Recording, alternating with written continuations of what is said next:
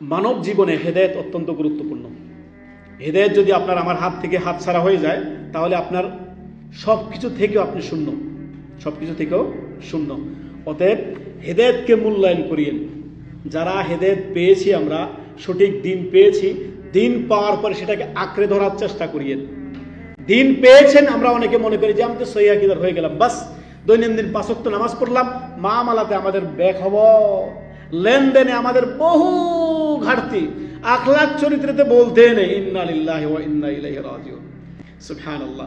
তো সহিহ আকীদা হবে আপনার দৈনন্দিন ইবাদত বন্দেগীতে, সুন্নাহর অনুসরণে, কোরআন সুন্নাহ ভিত্তিক জীবন যাপন করার মধ্য দিয়ে আপনার মানুষের সাথে আচরণে, মানুষের সাথে মুআমালাতে দৈনন্দিন জীবনটা আপনার আনুগত্যের জীবন হবে।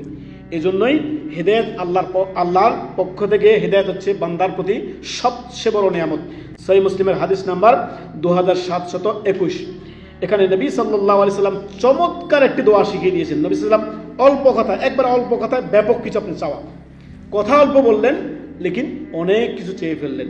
আপনি আল্লাহর কাছে বলবেন, আল্লাহুম্মা ইন্নী আসআলুকাল হুদা, হে আমাদের রব, হে আমাদের প্রতিপালক আল্লাহ, আপনার কাছে আমরা হেদায়েত চাচ্ছি। কি চাচ্ছি? হিদায়াত চাচ্ছি। আল্লাহুম্মা ইন্নী আসআলুকাল হুদা ওয়াত তুকা ওয়াল আফাফ ওয়াল গিনা। আল্লাহু আকবার।